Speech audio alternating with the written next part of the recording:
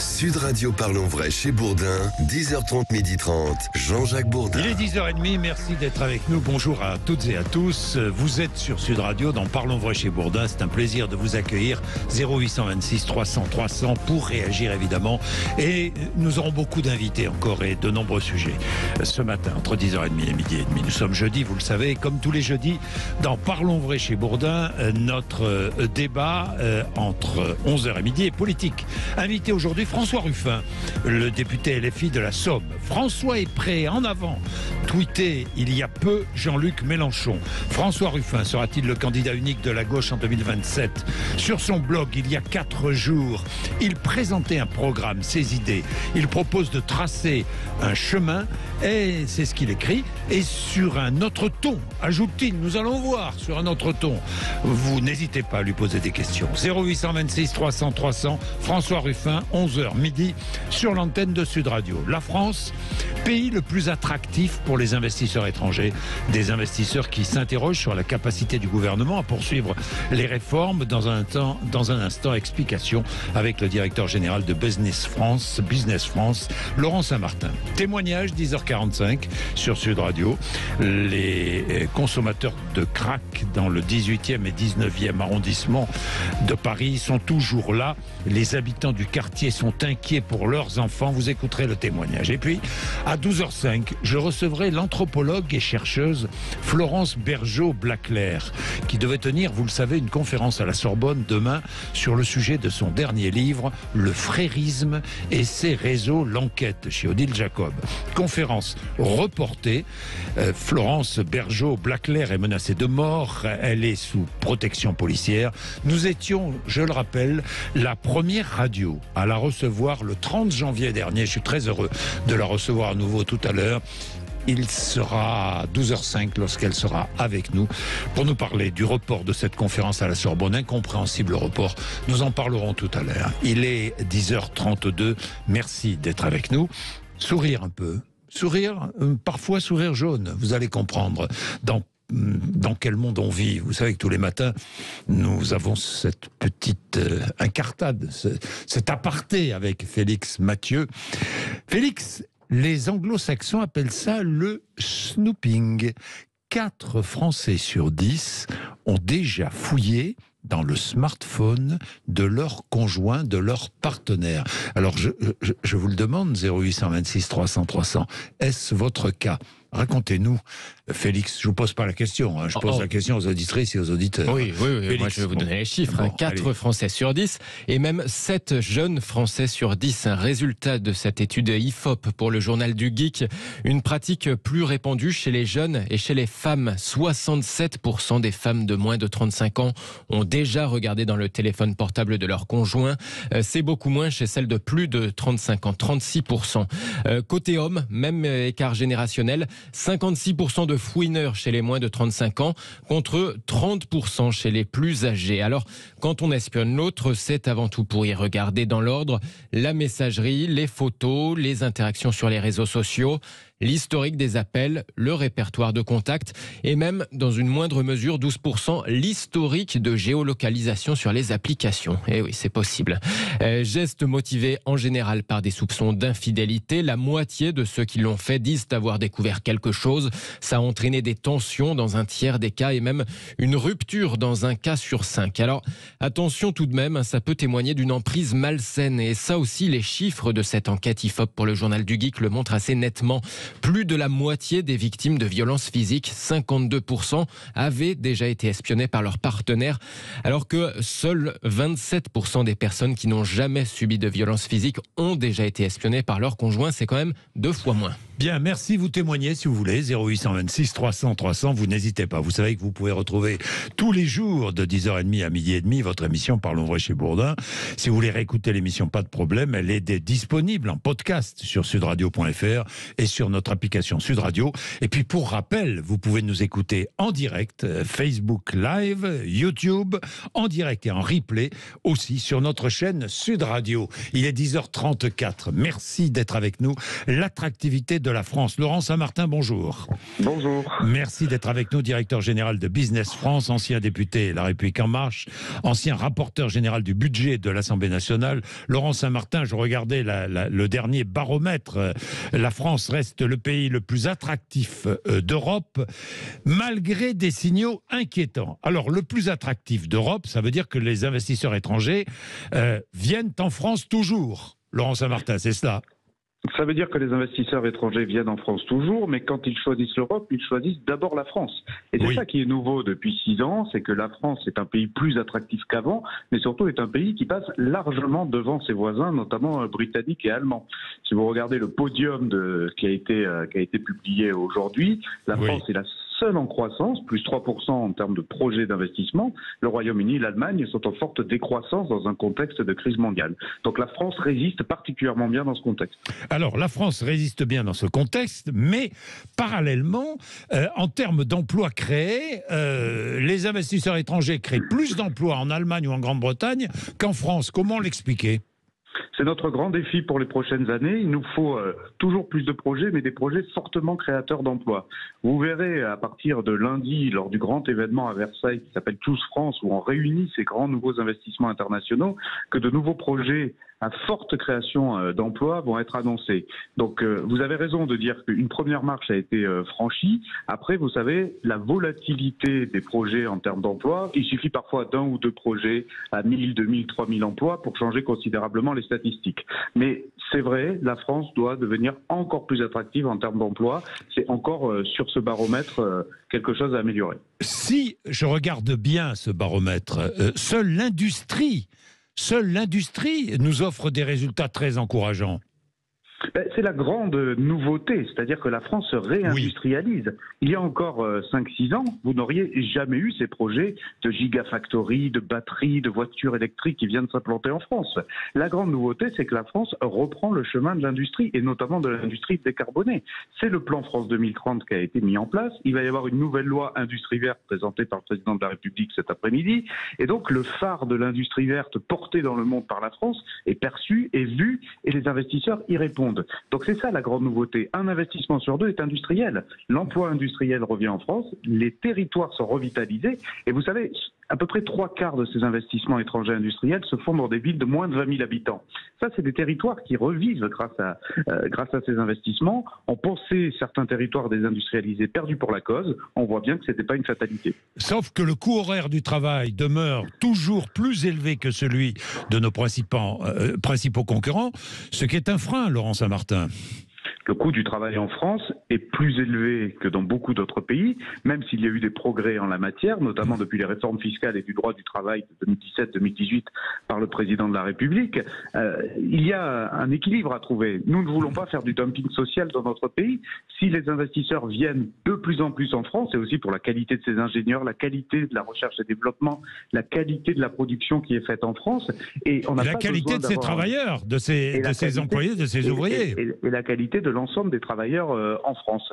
Et donc le coût du travail est factuellement plus élevé que dans beaucoup d'autres pays, même si ça s'est standardisé, mais les investisseurs viennent aussi chercher en France de la haute valeur ajoutée de travail, de la qualité, de l'innovation, et c'est ça aussi qui fait la différence. Alors, autre question, les investisseurs étrangers s'attendent à la poursuite des réformes.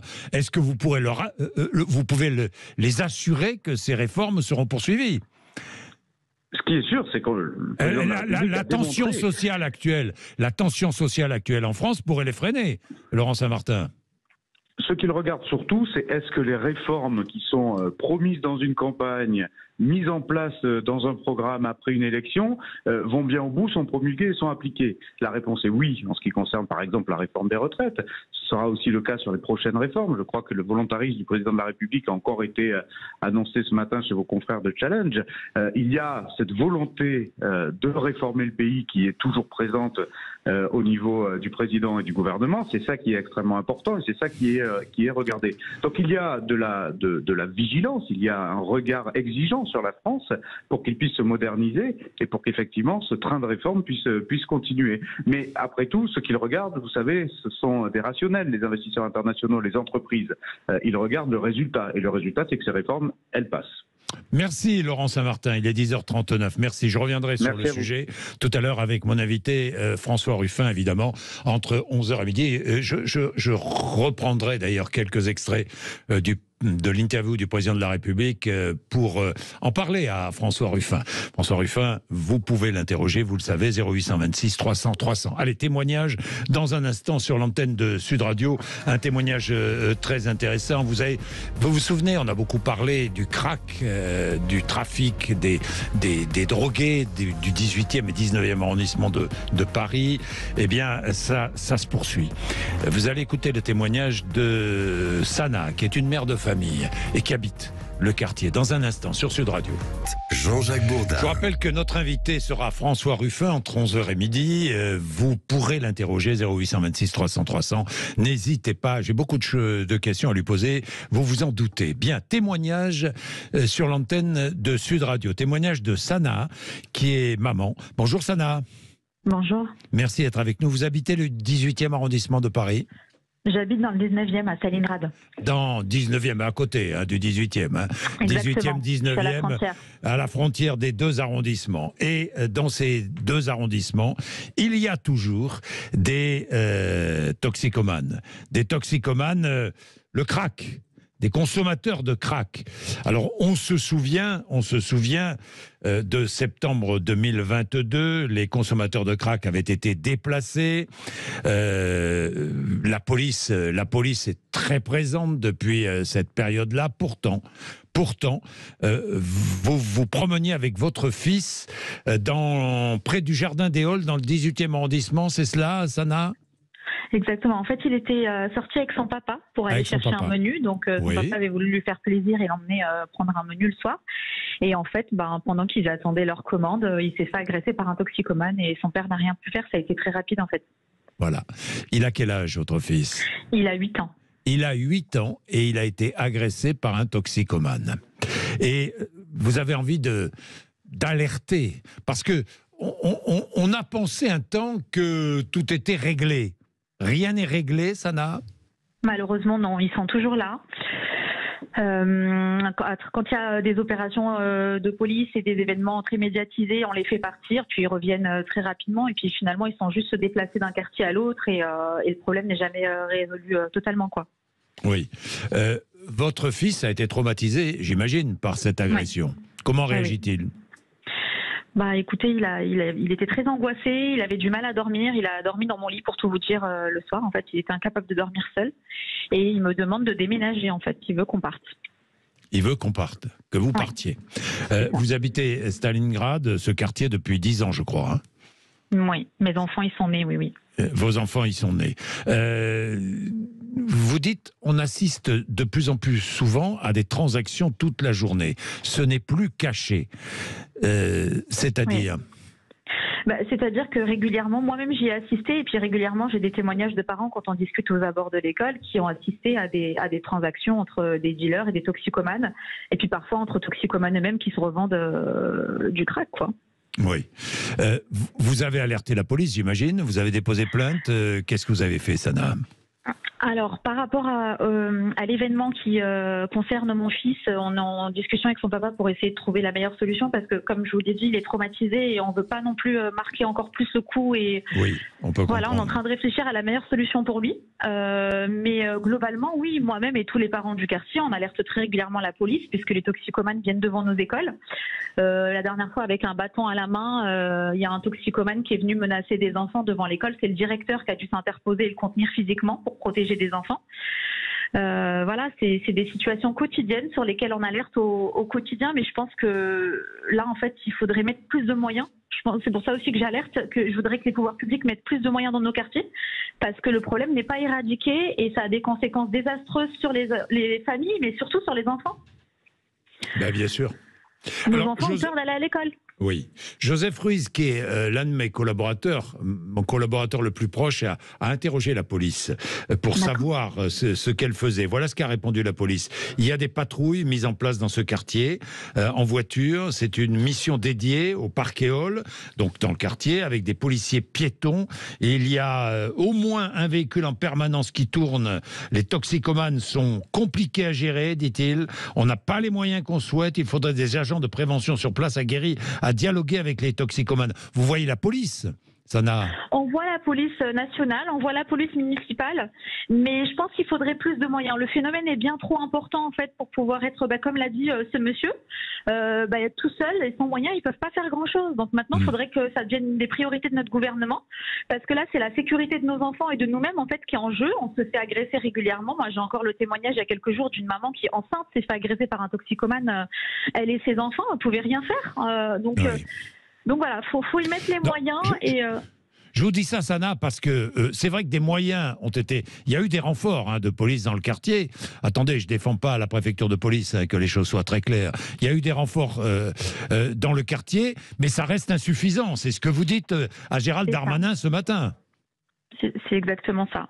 Ça reste insuffisant. Nous, en tout cas, notre sentiment, c'est que la situation, malheureusement, elle progresse pas, puisqu'on se fait encore agresser dans le quartier. Et on voudrait qu'on nous trouve des solutions en fait pour remédier à ça. Et je rejoins ce monsieur quand il propose qu'il y ait des agents de médiation qui fassent un vrai travail de fond avec ces personnes-là, parce qu'elles aussi, ce sont des victimes. Il faut les aider à se sortir de là. Il faut les accompagner pour cela, en fait. Ce sont des jeunes, Sana? Ce sont des personnes de toute tranche d'âge. Toute tranche d'âge. Oui, il y a de toute tranche d'âge, mais c'est une moyenne d'âge de la trentaine, trentaine, quarantaine. Avec des plus jeunes parfois. À la vue de tout le monde, les transactions entre ces personnes, les toxicomanes et les trafiquants, que vous voyez aussi circuler. Ah oui, on les voit. Oui. Et oui, on les voit, ça à la vue de tout le monde. Là, on est en train de rassembler des témoignages entre habitants. Suite à mon passage justement sur une autre émission, j'ai eu beaucoup de retours d'habitants qui sont venus me remercier d'essayer de porter leur voix et du coup qui me ramènent des témoignages. Et donc j'ai reçu dernièrement une photo d'une maman qui, en emmenant son enfant à l'école, a pu assister et photographier une transaction en plein air, quoi. Sana, je suis content de vous avoir donné la parole, dans tous les cas. Merci à vous. Utilisez cette parole pour faire avancer les choses. Je comprends vraiment l'angoisse des parents. J'habiterai le quartier et j'aurai un fils ou une fille dans le quartier, je serai angoissé comme vous, Sana. C'est ça. Merci beaucoup. Merci à vous. Merci, monsieur Bourdin. Je vous en prie. Il est 11h moins 10. Vous êtes, plus léger. Vous avez écouté peut-être tout à l'heure dans Quel monde on vit avec Félix Mathieu. Nous parlions du snooping. Eh bien, ça a provoqué des réactions, vous imaginez. 4 Français sur 10 ont déjà le snooping, c'est cela. C'est fouiller dans le smartphone du conjoint, du partenaire, du compagnon ou de la compagne. Enfin bon. Nicolas veut témoigner. Nicolas, bonjour. Bonjour. Ça va, Nicolas? Eh bien, écoutez, ça va. Bon. Et vous? Oui, très bien. Vous êtes Narbonnais, Nicolas, c'est ça? Absolument. Bon, vous avez fouillé dans le téléphone de votre ex-compagne, Nicolas? Absolument. Et j'en suis vraiment limite content maintenant. Ah bon, d'accord. Bon, d'accord. Vous l'avez fait comme ça spontanément, vous avez réfléchi avant de le faire quand même, Ouais, ça a été réfléchi, puisque comme il y a eu des mots qui ont été échangés avec des copains en soirée où il y avait des doutes. Ils me partageaient des doutes sur mon ex-compagne et moi j'y étais pas du tout. J'y étais pas du tout en fait. J'étais dans le côté amoureux, les enfants, tout va bien. Oui. J'étais à côté de la plaque complet et je me suis dit mais peut-être qu'ils ont raison. Alors du coup, j'ai essayé de fouiller, mais il y avait le côté je bloque mon téléphone avec mon empreinte digitale, donc je pouvais pas le faire évidemment. Et j'ai profité d'un jour à mettre la musique sur YouTube ou quelque chose comme ça pour aller voir directement. Et voilà, je suis tombé sur des choses, en effet, compromettantes, je dirais compromettantes. Ça a précipité votre séparation, Nicolas? Absolument, ça a été l'élément déclencheur. Ouais. L'élément déclencheur. Nicolas, vous savez que c'est interdit? Ah bah non, je ne savais pas. C'est interdit par la loi. Théoriquement, on n'a pas le droit d'aller fouiller dans le smartphone de son compagnon, de sa compagne, etc. Bon, c'est peut-être interdit par la loi, mais vous l'avez fait. Vous avez eu des scrupules à le faire ou pas? Absolument, oui, totalement. On se sent coupable. C'est pas agréable comme sensation. Hein. Oui. C'est en fait, s'il n'y avait pas eu notre enfant au milieu, je l'aurais jamais fait. Je me serais séparé comme ça, sans trop de problème. Bah, bien Là, sûr. il y avait l'enfant, je voulais en avoir le cœur net, et le seul moyen que j'avais, c'était ça en fait. Quelle a été sa réaction? Ah bah de nier totalement, alors que j'avais les preuves sous les yeux, qu'elle aussi, elle voulait pas que ça s'arrête, donc du coup elle niait, elle mentait, elle rentrait dans une sorte de spirale de mensonges qui était devenue ridicule, pour pas que je parte de la maison, quoi. Elle a fouillé dans le vôtre? Oui, pour voir si moi aussi j'étais pas fautif. Ah, d'accord. Elle a Ouais. aussi fouillé dans le vôtre. Absolument, En elle est aussi hors réaction. la loi. Oui. Bon. Ouais. Bon, Nicolas, merci pour votre témoignage en tous les cas. Je vous en prie. Merci vraiment, et merci d'écouter Sud Radio le matin. Hein. Avec plaisir, merci à vous. C'est un plaisir de vous savoir là. Il est 10h53, c'est un plaisir d'ailleurs, et je salue tous les auditeurs, toutes les auditrices de Sud Radio qui sont de plus en plus nombreux à nous écouter. Désormais plus de 800 000, j'ai vu les derniers chiffres en progression, et j'en suis très très très heureux.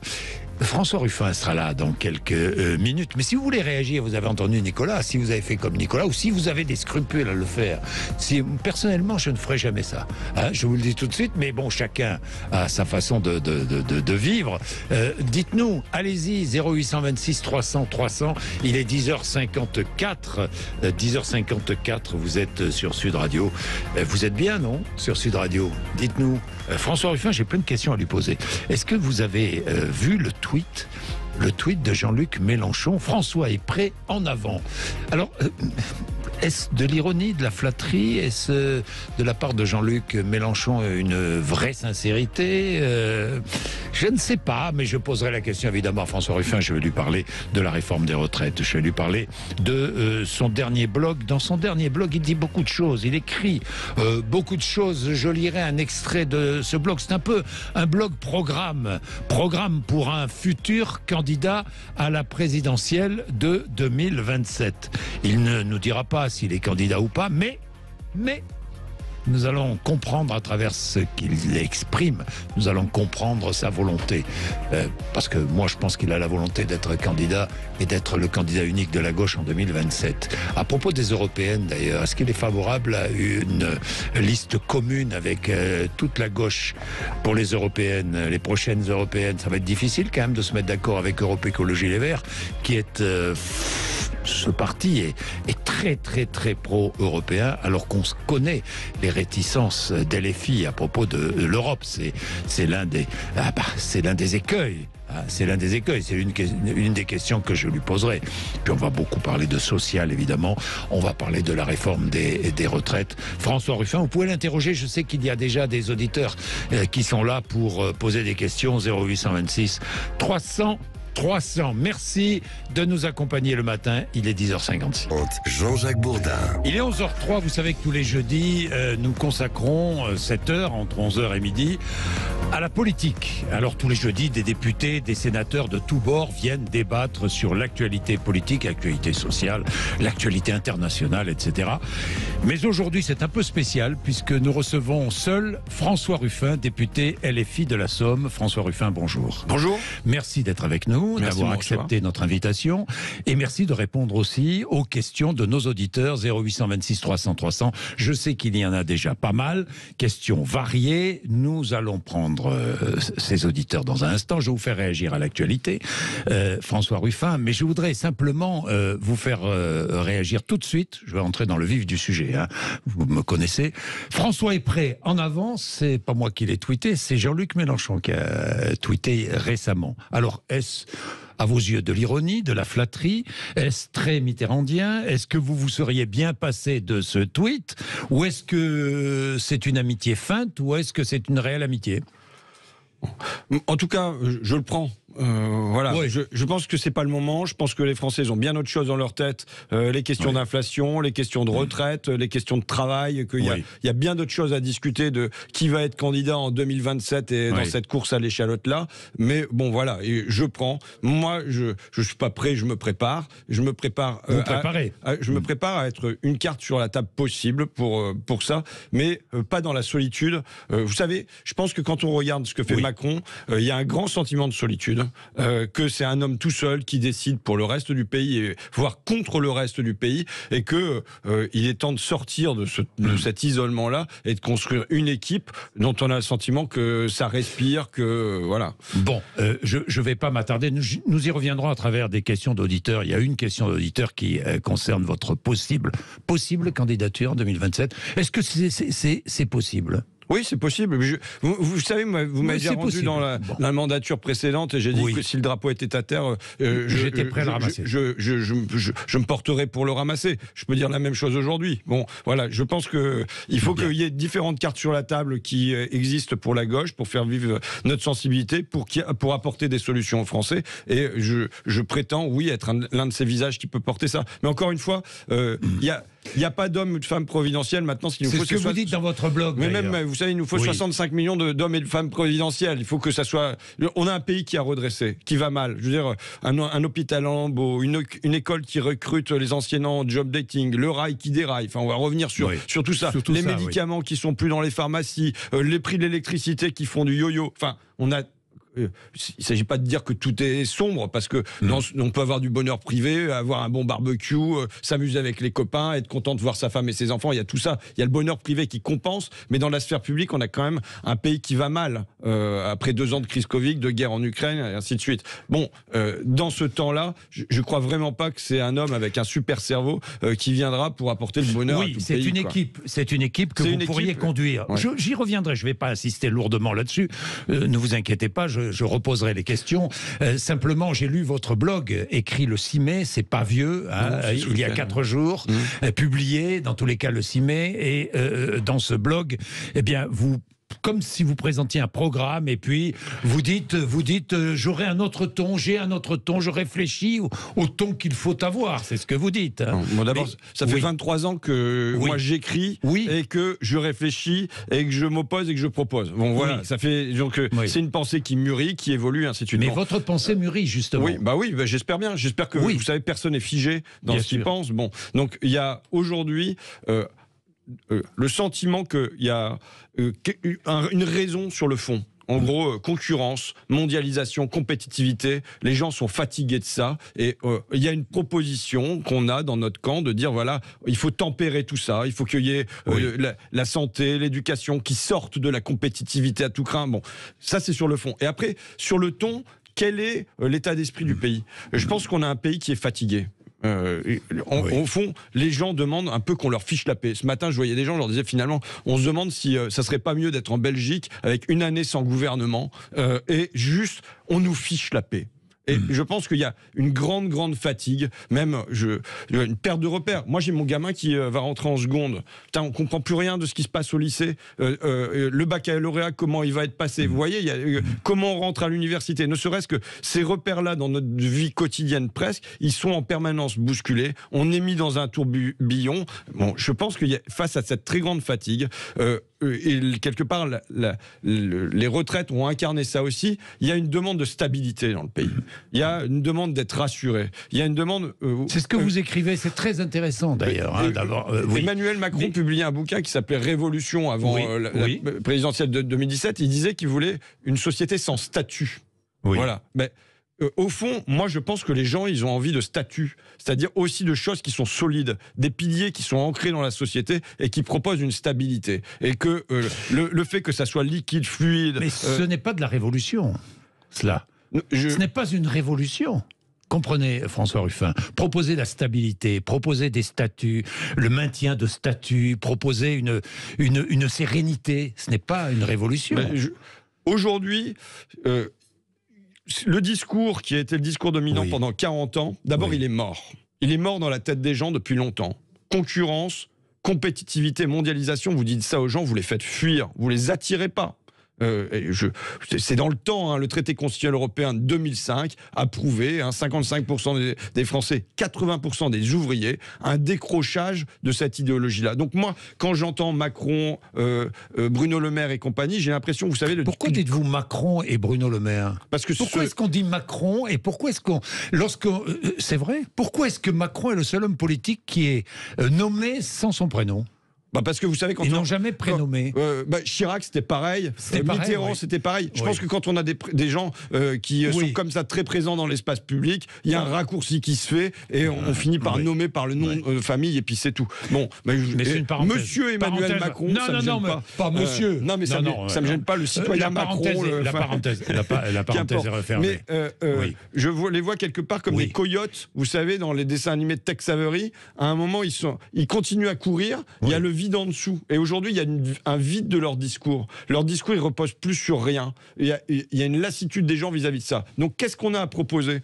Je pense qu'il ne s'agit pas de dire qu'on va faire une société sans concurrence. Il y a toujours une part pour la concurrence. Vous êtes une radio, vous êtes placé dans un système de concurrence. Moi, je faisais mon journal qui était dans la concurrence et ça pose pas de souci. Mais en revanche, il y a des secteurs qu'on doit sortir de la concurrence. Je l'ai dit, l'éducation, la santé. Alors, vous écrivez, je vous lis, des réponses se font jour, sans rien de révolutionnaire. C'est ça qui est un peu nouveau, me semble-t-il. Sans rien parce que j'entends le mot révolution employé dans votre parti sans cesse. Sans rien de révolutionnaire. Plutôt de décence et de bon sens. Voilà ce que vous écrivez. C'est un libre-échange que l'on tempère, que l'on modère, sans autarcie aucune, mais avec des barrières douanières, des taxes aux frontières, selon les industries que l'on veut protéger ou faire renaître ici. C'est un travail que l'on ne flexibilise plus, mais à qui on offre statut et revenus, des droits associés, garanties de dignité. Ce sont des secteurs placés hors marché, hors concurrence. La santé, l'éducation, le logement en partie, l'accès à l'énergie, c'est une fiscalité juste. Bon, je m'arrête là, mais c'est un programme, ça. En tout cas, c'est des pistes, c'est des directions. Mais voilà. C'est pas comme si j'ai inventé ces pistes-là le week-end dernier. Vous savez, ça fait 15 ans qu'en gros je les porte et qu'on les a portés parfois dans une certaine solitude. Regardez ce qui se passe là. Vous savez bien qu'en fonction de l'époque et en fonction des discussions politiques, ça prend plus ou moins de relief. Je le constate. Dire que parfois il y a eu un chemin solitaire qui aujourd'hui devient majoritaire. Je pense que ce que j'énonce là, ce sont des choses qui deviennent des évidences pour 60, 70, 80% des Français qui se disent c'est du bon sens. C'est-à-dire qu'aujourd'hui, le président de la République pose la question de la réindustrialisation. Moi, ça fait 23 ans. Vous savez que c'est le cœur de ma bataille. Alors, je suis né lui dit c'est la mère des batailles, la réindustrialisation.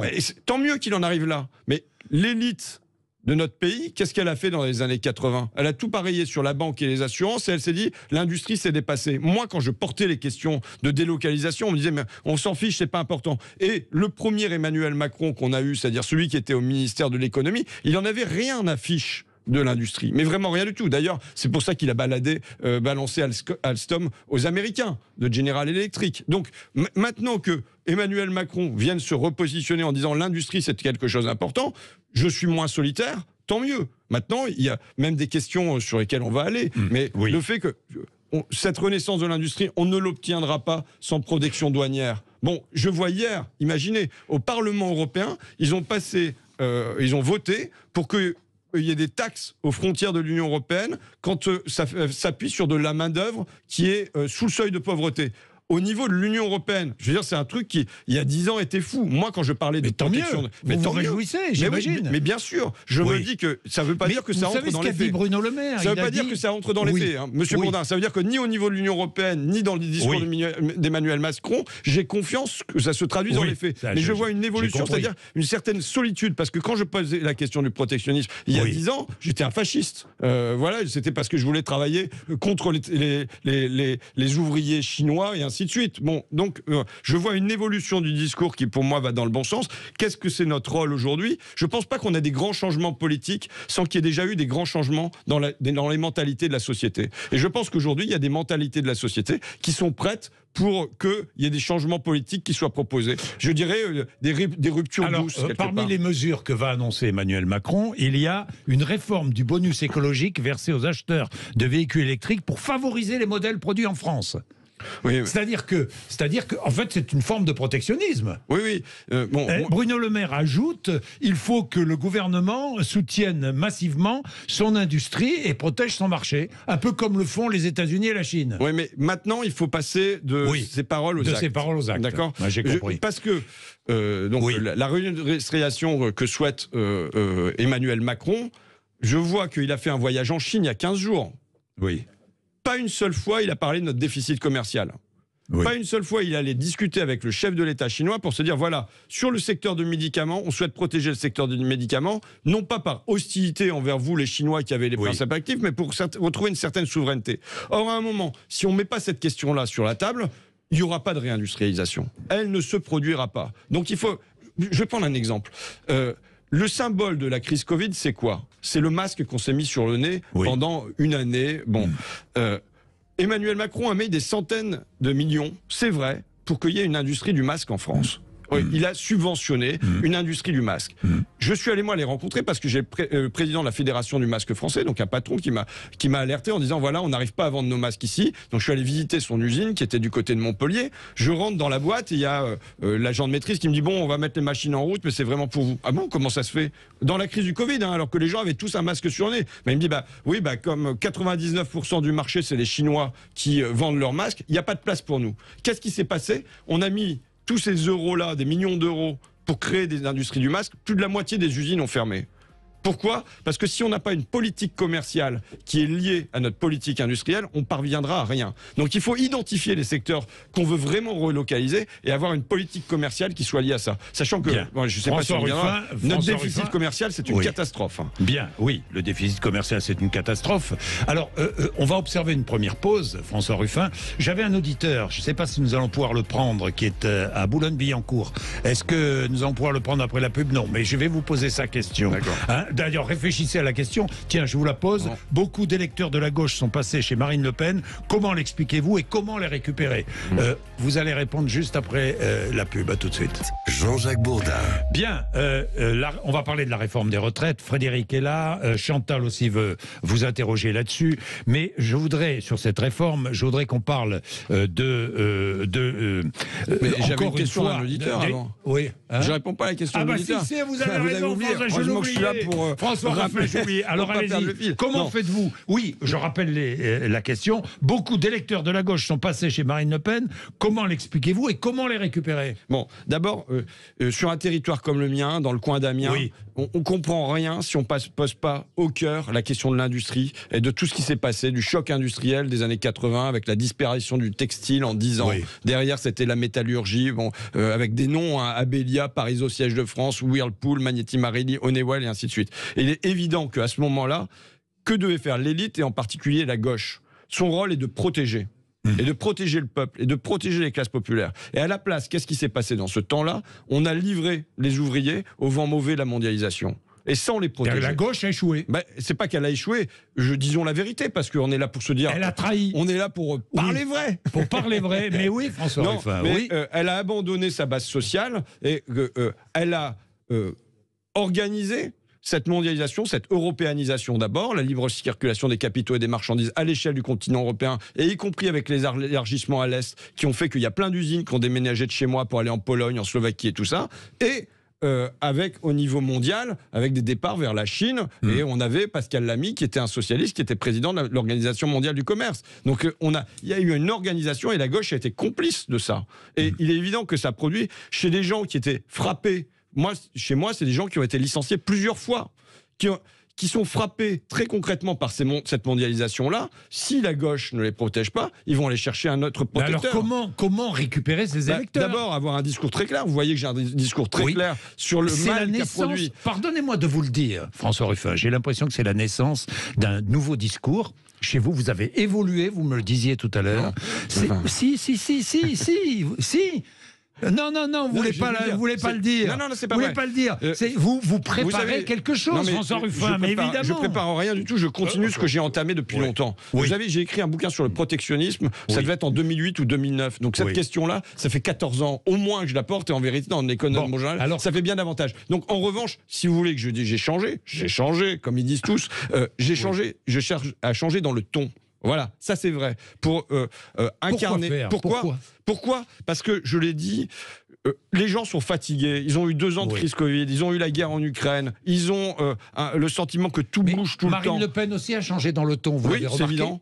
Et je pense qu'il y a la nécessité d'incarner une forme de sécurité, de rassurer, d'être dans la stabilité et pas dans la polémique permanente. Ça veut dire attirer des électeurs ou des électrices qui ne voteraient pas forcément pour la gauche avec un ton excessif comme il est parfois employé à l'Assemblée nationale ou ailleurs. Oui, je pense que on a autant sur le fond. Moi, je suis solide et je suis convaincu qu'on a un certain nombre de réponses qui sont solides sur l'hôpital, sur le travail, le mal-être au travail. On ne comprend pas la France d'aujourd'hui et les classes populaires aujourd'hui si on ne place pas au cœur la question du mal-être au travail. Vous savez, vous me connaissez, moi je suis avant tout reporter et je le reste, y compris comme député reporter. J'étais chez Verbaudet, je ne sais pas si vous voyez, dans le nord de la France, là c'est là que se trouve le centre logistique qui envoie les habits partout dans le pays. Je rencontre les salariés qui sont en grève depuis maintenant 6 semaines, sont des femmes, et qui me racontent très concrètement à la fois 327 salariés. Voilà, comment elles sont dans leur salaire leur permet pas de vivre. Je veux dire, il y a un truc à poser comme une évidence, c'est les Français doivent vivre de leur travail.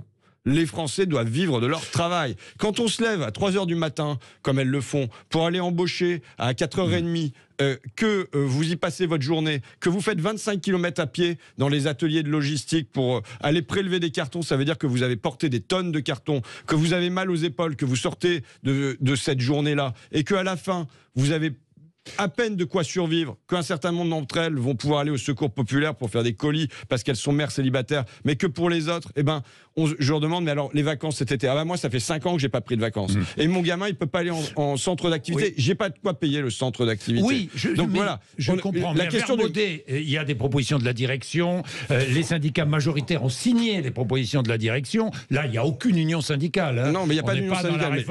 Moi je vous parle même pas des syndicats, je vous parle je vous dis, quelles que soient les propositions de la direction, comment on peut accepter dans notre pays que des gens qui tiennent le pays debout, qui ont continué à travailler pendant la crise Covid, peinent simplement à payer le centre d'activité pour leurs enfants cet été. Vous savez, quand ce sont les parents qui sont touchés, qui doivent se priver sur le restaurant, sur le cinéma. Je trouve ça triste déjà, parce qu'on a le droit d'avoir des petits plaisirs dans la vie. Mais quand en plus ce sont les enfants qui sont frappés, il y a quelque chose. Oui. Alors, comment récupérer les électeurs de Marine Le Pen ? En ayant conscience, d'abord en parlant de cette mondialisation, c'est une chose, et en ayant conscience des conditions matérielles d'existence et en y apportant des réponses. Par exemple, là, il faut l'indexation des salaires sur l'inflation. C'est une évidence. Aujourd'hui, il nous faut l'indexation des salaires sur l'inflation. C'est-à-dire que quand il y a 5, 6, 7% d'inflation sur un an, il faut que les salaires ils augmentent de 5, 6, 7% sur un an. Quand l'entreprise double son chiffre d'affaires pendant le Covid, il doit y en avoir évidemment une partie qui va aux salariés. Et ça, si vous voulez, quand vous dites ça, vous le voyez dans les sondages d'opinion, il y a 80% des Français qui sont d'accord avec ça. C'est de l'ordre de l'évidence. Donc c'est une nouvelle évidence qui s'est installée dans la tête des gens. Maintenant, il faut le transformer en loi. Alors Frédéric est à Carcassonne. Bonjour Frédéric. Oui, bonjour Monsieur Bourdin, bonjour Monsieur Ruffin, bonjour à tous les auditeurs et vos chroniqueurs. Allez-y Frédéric, quelle question pour moi, la réforme des retraites, c'est une aberration. Ça, je pense que tout le monde est d'accord. Maintenant, il faut trouver le moyen de la faire sauter, cette réforme-là, cette loi. Pourquoi les députés n'arrivent pas à faire passer un référendum d'initiative populaire? Il y a certainement des raisons, et dans ce cas-là, pourquoi n'arrive-t-il pas à changer la loi de manière à pouvoir avoir un référendum plus facilement, puisque à chaque fois cercadé par le Conseil la haute constitutionnelle, oui. Voilà. Oui. Alors, quelle question voulez-vous faire? Voulez-vous poser? Vous dites, je ne comprends pas. Comment se fait-il que cette réforme impopulaire ait été promulguée, que la loi ait été promulguée et qu'elle sera peut-être appliquée, même si le 8 juin, il y a effectivement une proposition de loi, vous allez la voter, j'imagine. Oui, bien sûr. D'abord dire la folie de cette histoire, quand même. La folie de cette réforme.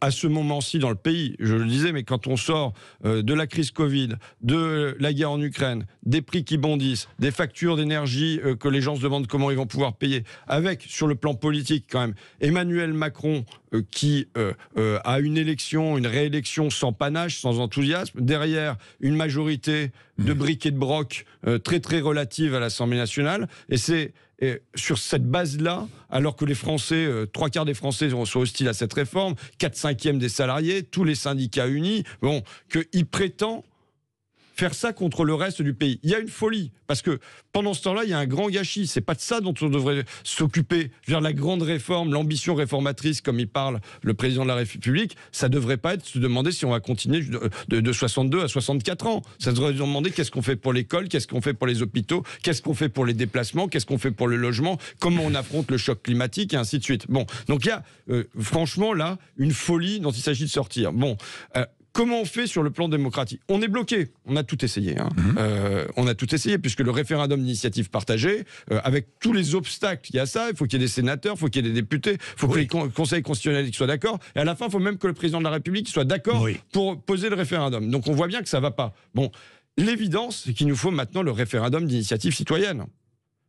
Voilà, ça doit être partagé quasiment par tous les partis dans la société française. L'évidence, mais qui décide? Et oui, c'est ça le problème, c'est qu'on a là, il faudrait que les Macronistes. Moi, j'aurais voulu que Emmanuel Macron, au moins, il sorte de la crise des Gilets jaunes, qui pour moi était un mouvement populaire très très ample, en posant sur la table, oui, nous voulons le référendum d'initiative citoyenne. Et au moins, il y a une possibilité d'intervention.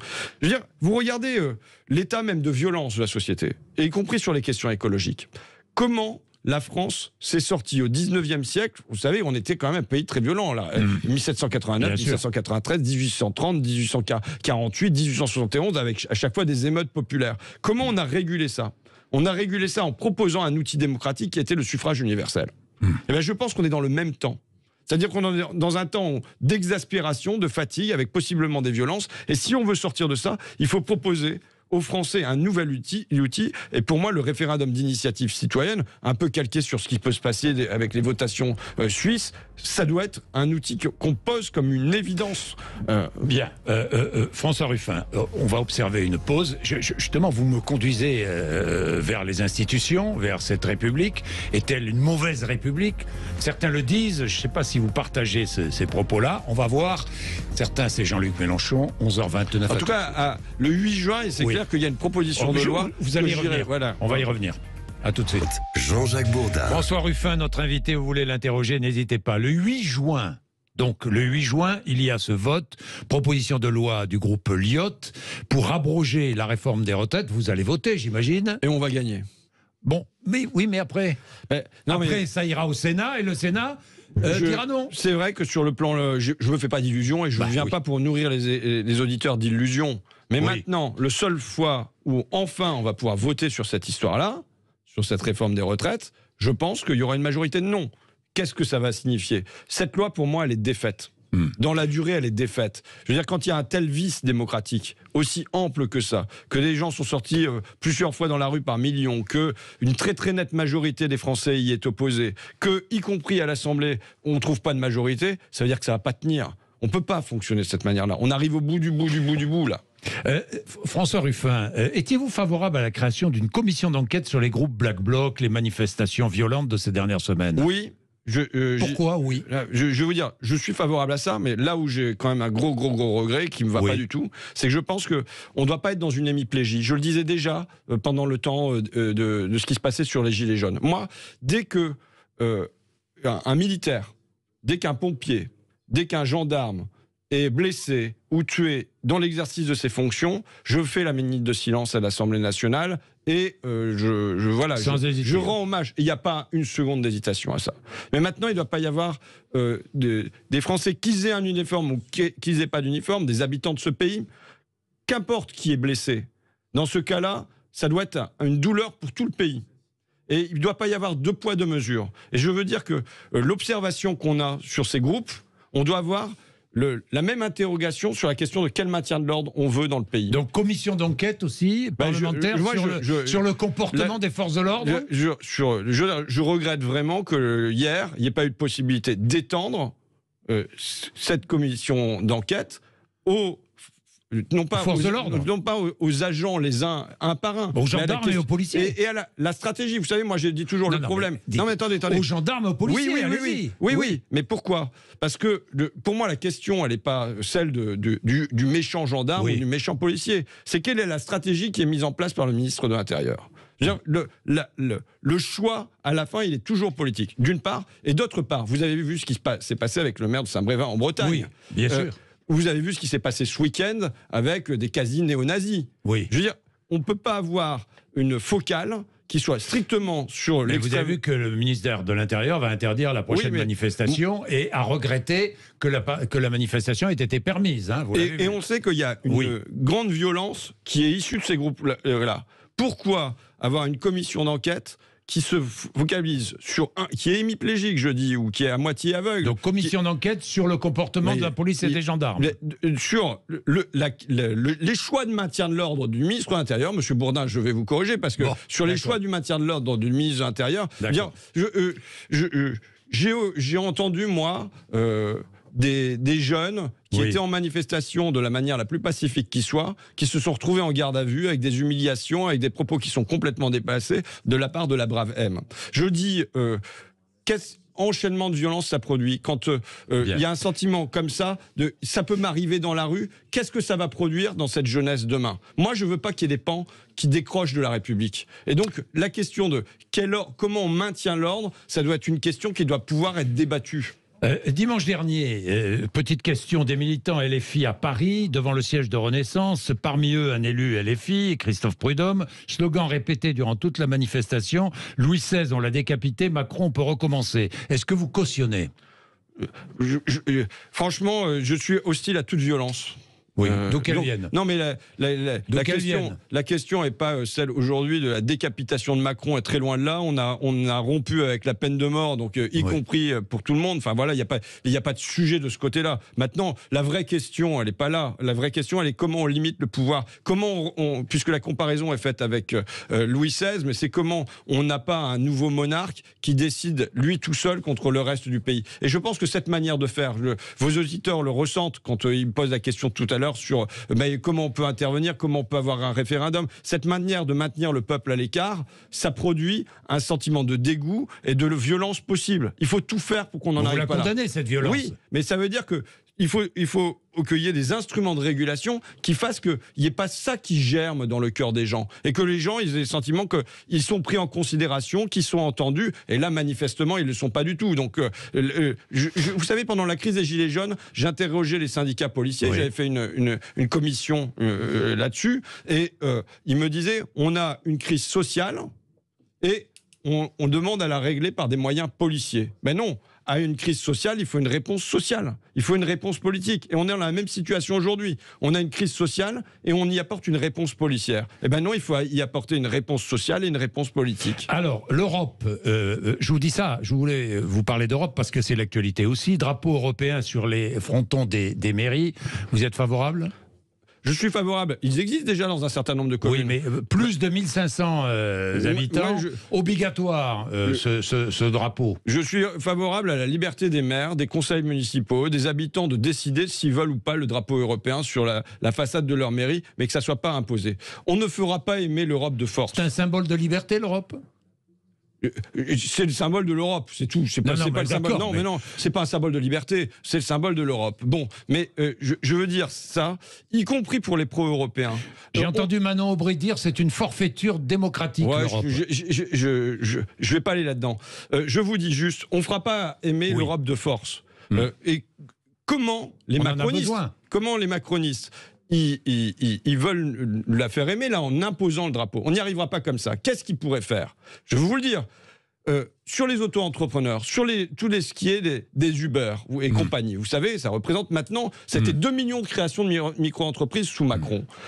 Le Parlement européen, la Commission européenne a voté pour la présomption de salariat. C'est-à-dire que pour ces gens-là, il y a un droit au chômage, il y a un droit à la sécurité sociale, il y a un droit à la retraite. Qui s'y opposait? Elisabeth Borne, Emmanuel Macron. Mais il y a un droit à la sécurité sociale pour l'auto-entrepreneur. Il y a une cotisation. Il y a une cotisation pour la sécurité sociale. Il y a une cotisation, mais vous savez très bien que ça donne très très peu de droits à la sécurité sociale, très très peu de droits à la retraite, très très peu de droits au chômage. Je vous le dis. Pas de droit au chômage, mais droit à la retraite et droit à la sécurité sociale. Très faible, très faible. Je souhaite bon courage aux auto-entrepreneurs derrière. Donc, il y avait la question qui a été posée et tranchée par la Commission européenne et par le Parlement européen de dire il y a une présomption salariale, ils auront droit à ça. Je le redis, qui s'y opposait, qui s'y oppose encore aujourd'hui? Elisabeth Borne et Emmanuel Macron. Mais vous prenez un autre dossier, le congé parental. Le Parlement européen et la Commission européenne étaient d'accord pour qu'il y ait un congé parental européen. Qui s'y est opposé? Elisabeth Borne et Emmanuel Macron. Donc je veux dire, si jamais on veut que les Français ils aiment l'Europe, c'est non pas en mettant un bout de tissu obligatoire sur toutes les mairies, que les maires puissent en décider librement. Ils ont déjà assez de contraintes sur le dos, les maires. Mais qu'en revanche, il y ait des mesures qui soient prises qui fassent qu'on ait le sentiment que cette Europe-là, elle va dans le bon sens et pas à rebours. Le groupe Wagner, groupe terroriste? Oui.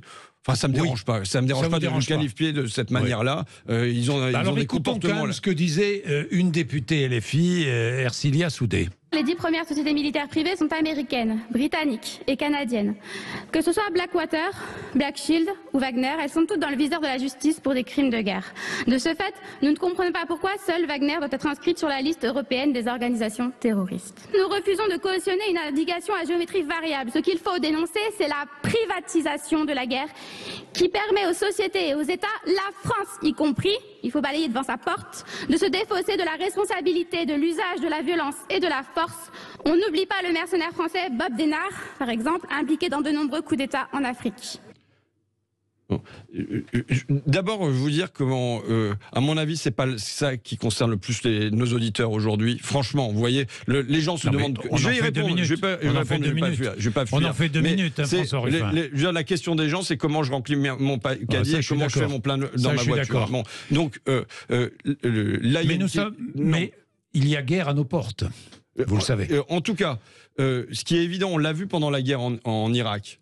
Quand les États-Unis délèguent leur intervention à des groupes privés, ce qui s'est passé là-bas et qui a rapporté des dividendes et de la guerre rapporte des dividendes et des bénéfices. Je veux dire, normalement, c'est vrai qu'on se dit c'est l'État, c'est l'armée qui mène la guerre et non pas, il n'y a pas une délégation, une espèce de sous-traitance à des groupes privés. Bon, mais là, le comportement du groupe Wagner, il est évident qu'il est bien pire quand on voit ce qui se passe dans un certain nombre de pays que... Alors justement, ça va me conduire, puisqu'on parle d'Europe, on parle de la guerre en Ukraine, ça va me conduire à une question de Jean-François dans un instant, que je vais prendre, mais auparavant, il y a une question de Mohamed qui est à Perpignan. Bonjour Mohamed. Bonjour à vous invités et aux auditeurs. Voilà, la question c'est pourquoi s'entêter sur un référendum qu'on sait qu'on risque d'avoir des problèmes pour qu'il passe, et une retraite à 64 ans que si elle passe à l'Assemblée, peut-être elle ne passera pas au Sénat. Pourquoi pas contourner tout ça avec une cotisation plus importante sur l'apprentissage et une participation aux bénéfices dans les entreprises avec une cotisation, les droits le salaire égal homme-femme, une formation tout le long de la vie et peut-être aussi revenir à une semaine de 4 jours comme beaucoup d'entreprises en France le font et en Allemagne. Et je crois que tout ça permettra de contourner un peu cette loi et puis surtout la pénibilité, travailler là-dessus, faire un projet vraiment qui tient la route. J'ai compris votre question. Je vous coupe parce qu'il faut aller vite. François Ruffin, la question est très simple. Vous focalisez sur les retraites et ça veut dire que vous oubliez à côté d'autres combats, les salaires, la pénibilité. Pourquoi ne pas ouvrir une grande conférence? Vous accepterez une grande conférence sociale, je ne sais pas, pour essayer de mettre tout ça sur la table?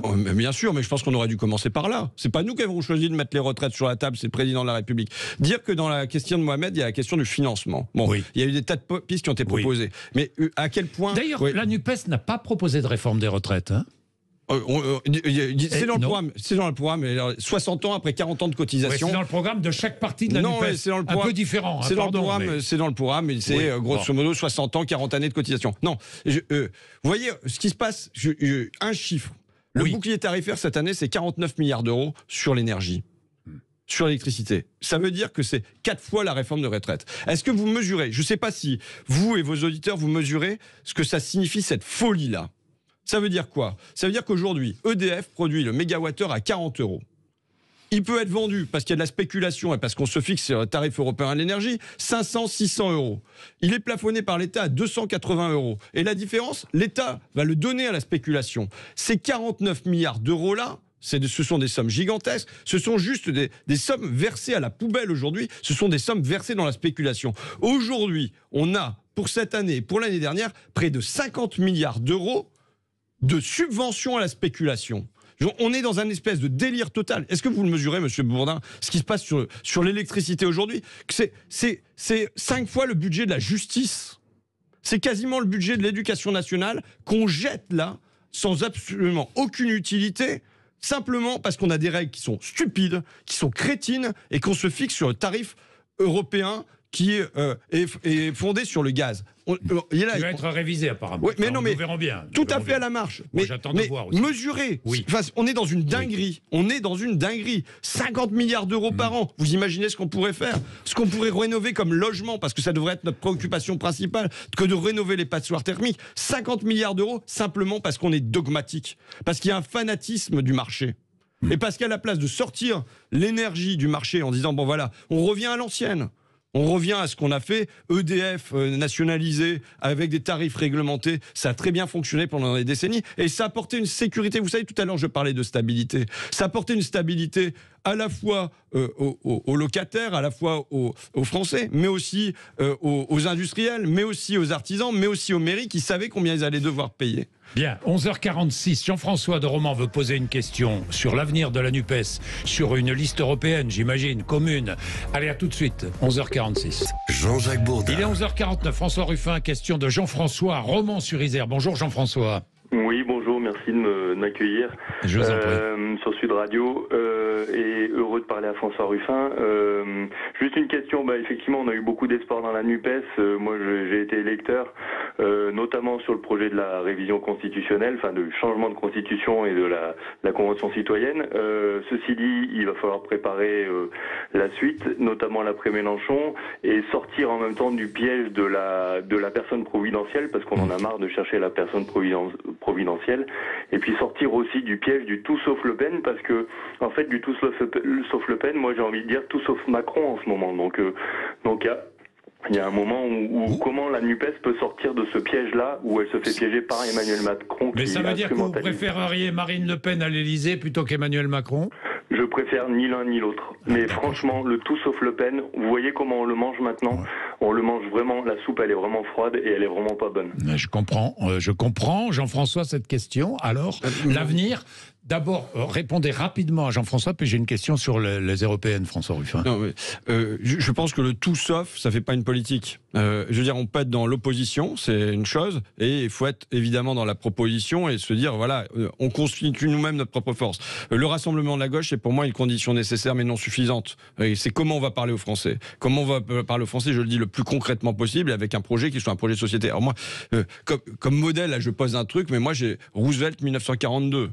C'est-à-dire Roosevelt, il arrive, il entre en guerre en 1942, il lui manque des bombardiers, il lui manque des tanks, il lui manque des porte-avions, et il décide de canaliser toute l'énergie du pays, tous les savoir-faire, tous les capitaux du pays en une direction qui est l'économie de guerre. Je pense qu'on devrait faire la même chose aujourd'hui pour se mettre en économie de guerre climatique et se demander comment on fait pour rassembler les énergies, les capitaux, la main-d'œuvre, pour la transformation des logements, pour la transformation des déplacements, et qu'il y ait cette énergie mise dans la société, quoi. Alors, liste commune aux européennes, c'est ce que vous demandez? Liste commune de la gauche? Moi, je souhaite que... Je pense que c'est la seule manière d'aller égaler, voire dépasser... Mais comment vous entendre sur l'Europe, alors que Europe Écologie Les Verts... Vous n'allez même pas au bout. Mais je vais pas au bout, parce que je vais compléter ma question. Et puis vous allez comme ça compléter votre réponse, François Ruffin. Mais comment, alors que Jean-Luc Mélenchon, on le sait, est plutôt pas pro-chinois, mais enfin comprendrait très bien une invasion, il l'a dit devant moi, comprendrait très bien une invasion de Formose, il l'a dit de Formose, de Taïwan, il l'a dit devant moi. Si.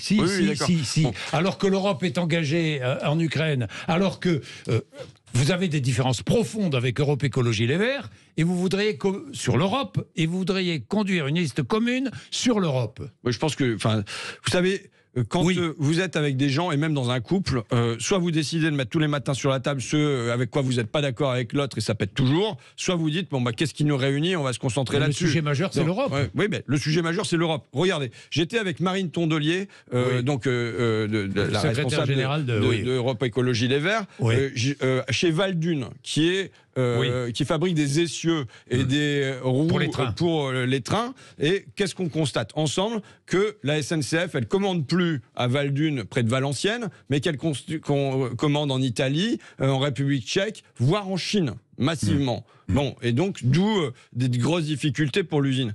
À la fois pour Marine Tondelier et pour moi, il y a l'évidence, qu'il faut désobéir aux traités européens s'ils ne permettent pas à la SNCF d'acheter de la production faite ici sur nos territoires. 2, qu'il nous faut une taxe carbone aux frontières qui nous permette de compenser le dumping environnemental et social de la Chine, par exemple. Donc je pense qu'aujourd'hui, les différences sur la question européenne, elles sont nettement atténuées par rapport à ce qu'elles ont pu être il y a un certain nombre d'années.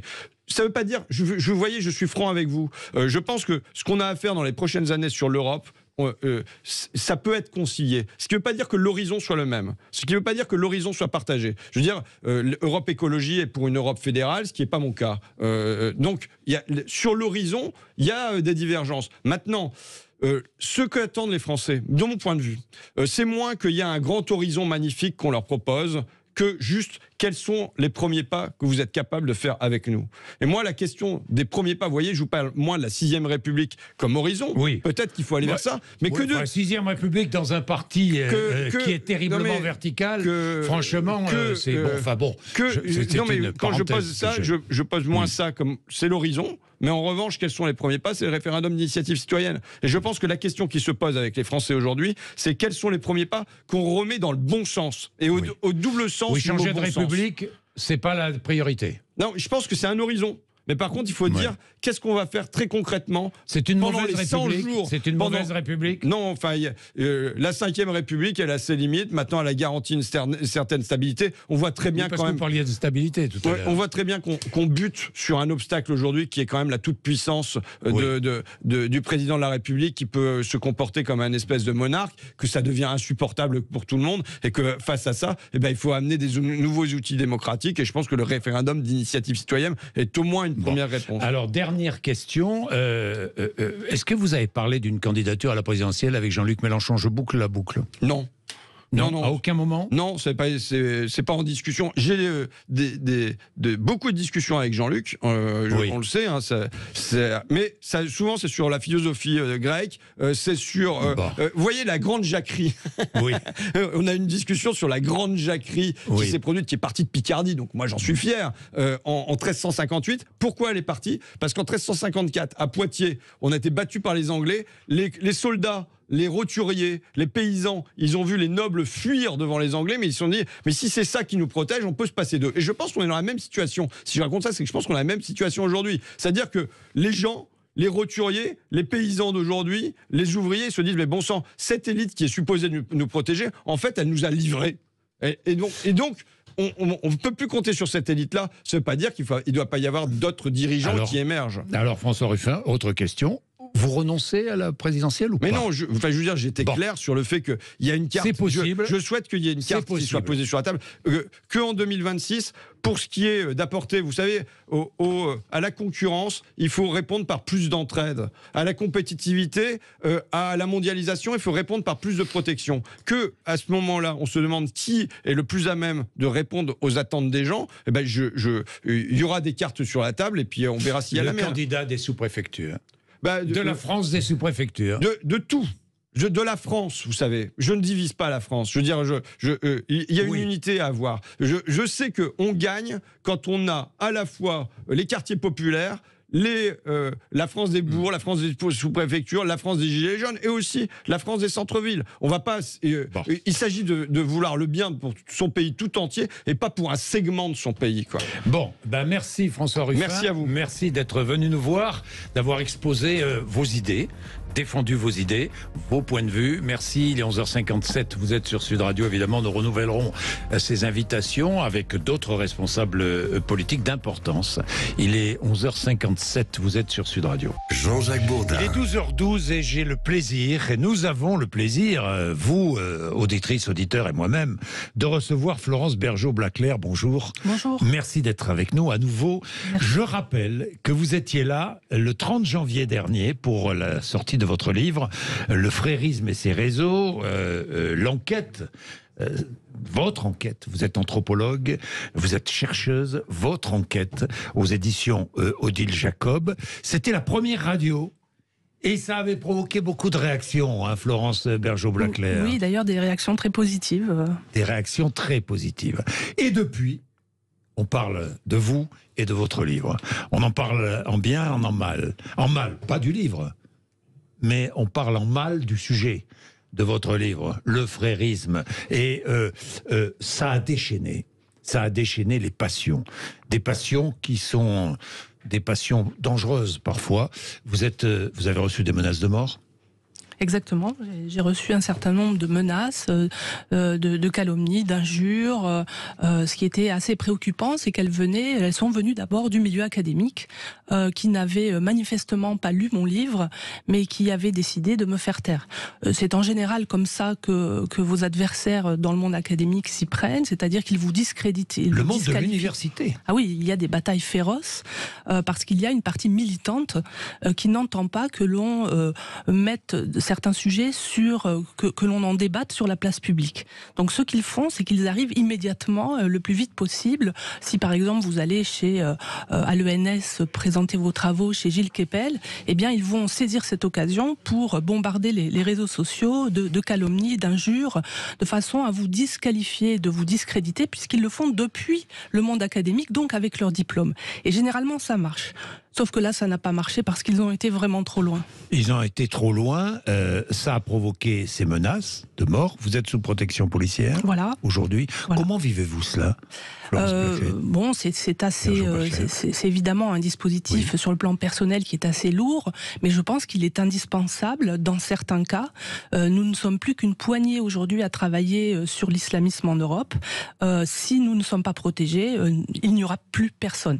Il y avait Gilles Kepel, il y avait Bernard Rougier, il y a Hugo Micheron aussi qui travaille sur ces sujets, mais à part nous quatre, on n'est plus du tout dans un travail critique de ces mouvements, mais plutôt dans un travail apologétique, malheureusement, des mouvements de l'islam politique. Oui, parce que je rappelle que votre travail n'est pas un travail de militante, n'est pas un travail, c'est un travail académique, c'est un travail de recherche, c'est un travail qui est impartial, qui n'est pas partisan. Je voudrais le préciser, parce que c'est très important, et le préciser justement pour toutes celles et ceux qui pourraient juger hâtivement de la qualité de votre livre, c'est bien cela, hein ? Alors, on dit que je dénonce et en fait je démontre. Alors, il est vrai que dans ce livre-là, je prends position parce que, au regard de mes démonstrations, je constate que notre société démocratique, libérale, est en danger.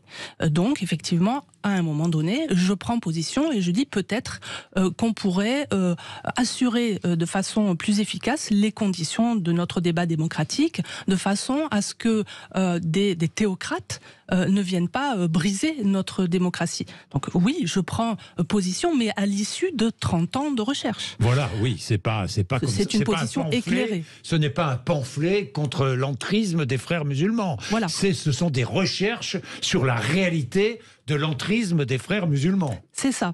Et évidemment, mes adversaires ont voulu le décrire comme un pamphlet antisémite, islamophobe, je ne sais plus quelle calomnie. Et tout ça passera par la justice. Je ne laisserai pas faire ça. Vous avez déposé plainte déjà ? Oui, j'ai déposé des plaintes contre ces individus qui sont des délinquants de l'université et qui ne nous permettent plus aujourd'hui de travailler. Ce qui était grave avec... Mais qui sont ces délinquants de l'université ? l'université? Je ne vais pas citer des noms. Pas les noms, mais ce sont des professeurs Oui, ce sont des gens qui ont eu dans toute leur carrière tous les avantages d'être des fonctionnaires, qui en ont profité pour faire l'apologie de certains mouvements de l'islam politique et qui maintenant, retraités par exemple, vont trop loin dans la calomnie et qu'il faut simplement, auquel il faut répondre. Est-ce qu'il y a derrière une volonté politique, vous pensez? Oui, bien sûr. Il y a évidemment une volonté militante. Ils sont politiquement marqués? Oui, bien sûr. Il est très très facile de les lire. Il faut les lire. Hein. Comme j'appelle à ce qu'on lise mon livre, il faut aussi lire Votre livre est passionnant, je l'ai vu. Je l'ai dit le 30 janvier lorsque vous êtes venu ici pour cette première interview. Je l'ai dit, c'est la raison pour laquelle j'avais souhaité que vous veniez, et je vous remercie encore une fois d'avoir accepté cette invitation. Mais votre livre est passionnant parce que c'est un vrai travail de recherche. Et on a besoin de ce travail de recherche. Florence Bergeaud-Blaclair, vous deviez tenir une conférence demain à la Sorbonne à propos de votre livre, sur le sujet de votre livre. Et que s'est-il passé? Alors j'avais été invitée au mois de février par le responsable du diplôme universitaire laïcité qui m'avait invitée donc, et j'ai appris donc par lui lundi soir que la doyenne de la faculté de lettres de la Sorbonne entendait donc suspendre ma conférence. Les motifs n'étaient pas très clairs, et puis suspendre jusqu'à quand? Sans explication aucune. Sans explication, sans même m'avoir contacté directement. Alors il s'agirait de problèmes de sécurité, mais alors pourquoi ne m'a-t-elle pas appelé? Je l'aurais soit rassurée, puisque moi je n'avais pas d'éléments sur les réseaux sociaux me montrant qu'il y avait des manifestations d'étudiants contre ma conférence. Donc en disant à l'organisateur qu'elle ne voulait pas jeter de l'huile sur le feu, elle accrédite d'une certaine manière mes détracteurs. Ce qui donne de lourdes responsabilités, puisqu'on sait que les détracteurs en question ont tellement excité les réseaux sociaux que ça a conduit à des menaces de mort. Oui. Donc le fait pour la Sorbonne de ne pas même me consulter, de pas même discuter avec moi, je leur demande même pas de lire mon livre, mais de suspendre comme ça pour ne pas jeter de l'huile sur le feu, c'est vraiment accréditer les terroristes intellectuels. Je sens votre colère là à propos de la Sorbonne, du report de cette conférence, parce que vous avez l'impression peut-être d'être trahi par le monde universitaire. On ne sait pas. Pas trahi, mais abandonné dans tous les cas. C'est pas nouveau, mais le fait d'avoir reçu des menaces de mort, d'être obligé de vivre sous protection policière m'a donné peut-être un peu plus d'élan pour dénoncer ce qui se passe, et puis aussi parce que je suis très inquiète pour l'avenir de la recherche. Je montre dans mon livre que l'entrisme frériste existe bien. Des frères musulmans. Voilà, des frères musulmans existent depuis au moins 30 ans dans l'université. Il a fait son travail, et aujourd'hui, il n'y a plus personne pour faire des travaux critiques, pour ouvrir des débats, de vrais débats. Et même pour le révéler, même pour le dire, même pour l'expliquer. Voilà. Même pour l'expliquer. Depuis Samuel Paty, ça s'est encore aggravé, il y a une peur.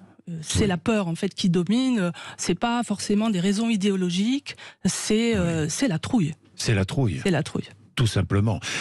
Donc, est-ce que il paraît qu'elle serait reportée, votre conférence? Voilà, c'est ce que vous avez appris? Voilà, j'ai appris que la Sorbonne avait donc validé donc le report de cette conférence au 2 juin, où je me rendrai, bien évidemment.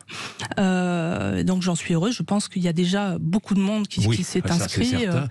Donc ça me donnera l'occasion peut-être de faire connaître mon travail, et tant mieux. Enfin. Et tant mieux, et tant mieux. Alors, les pouvoirs publics, j'ai vu que le ministère de l'Intérieur, Gérald Darmanin, voulait vous recevoir. Alors, vous avez reçu l'invitation? En fait, j'ai demandé une audience auprès du ministre de l'Intérieur. Je lui ai écrit une lettre, et effectivement, il me l'a accordé. Donc je dois être reçu dans les semaines qui viennent. Je vais lui parler des problèmes de sécurité que nous connaissons. Je fais la même invitation à la ministre de l'Enseignement et de la Recherche, parce que je pense qu'il faut que... Vous n'avez rien de ce côté-là? De ce côté-là, je n'ai aucune réponse. Je crois avoir lu dans Le Monde qu'elle me ferait recevoir par un collaborateur. C'est quand même invraisemblable. Je n'ai pas été informée directement.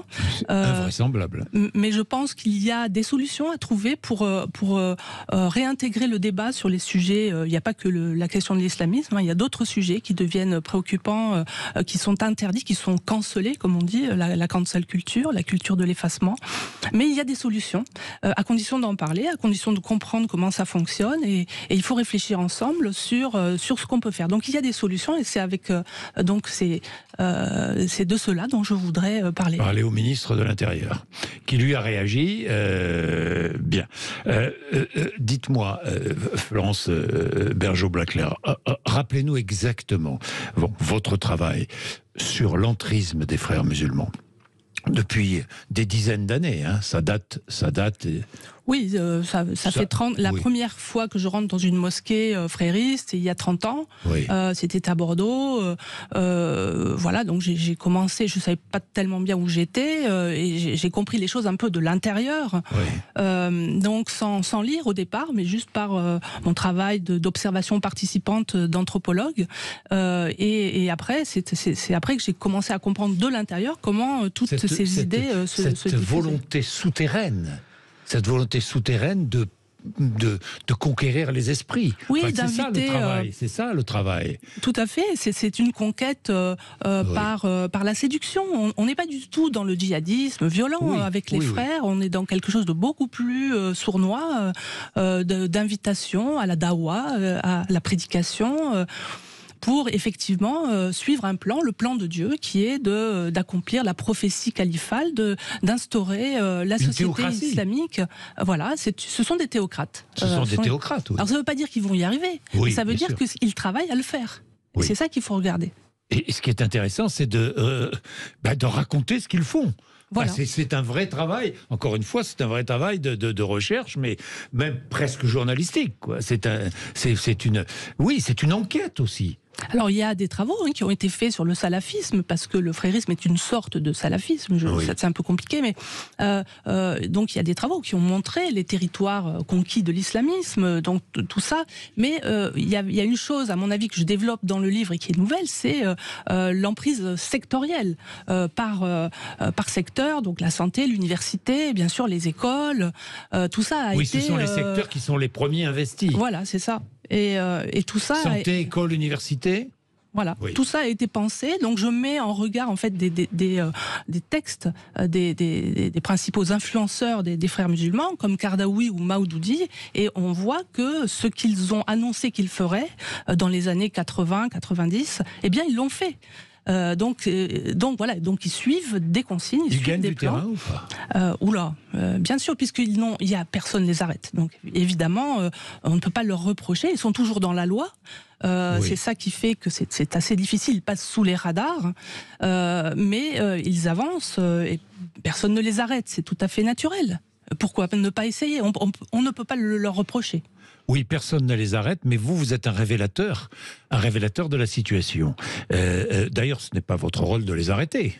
Ce n'est pas mon rôle de les arrêter. Moi, mon rôle, c'est de faire comprendre comment ça fonctionne, et libre à une société de savoir sous quel modèle et sous quel régime elle veut vivre. Oui, le but est politique. Il est religieux et politique. Il est politico-religieux, oui. Il est politique avant tout.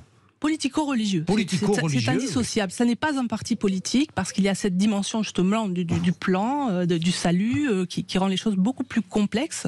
Mais c'est un mouvement qui avance, pas qu'en France, c'est européen. Pas qu'en France. Le frérisme, c'est vraiment européen. C'est adapté aux sociétés, aux démocraties libérales. Donc ça se produit dans toutes les sociétés, aux États-Unis aussi, en Australie aussi. Voilà, mais l'Europe est particulièrement fragile. La cancel culture participe. Alors, elle fait le sale boulot. Elle fait le sale boulot, évidemment. Bien sûr. Elle détruit et après, elle déconstruit. Elle culpabilise, elle nous rend vulnérables. Et après, elle permet l'arrivée de...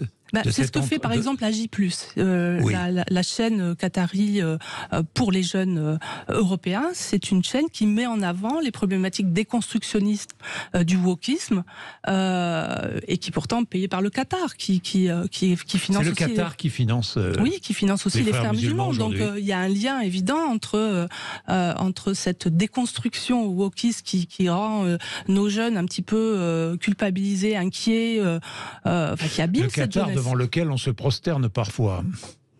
Ouais, ça encore, oui, c'est encore autre chose. Mais c'est la réalité. Mais oui, les valises de billets à Bruxelles, oui, bien sûr. C'est la réalité. Merci d'être venu nous voir, merci Florence Bergeau-Blaclair. Merci. Je rappelle le titre de votre livre à lire, absolument. Le frérisme et ses réseaux. C'est aux éditions Odile Jacob. Merci beaucoup.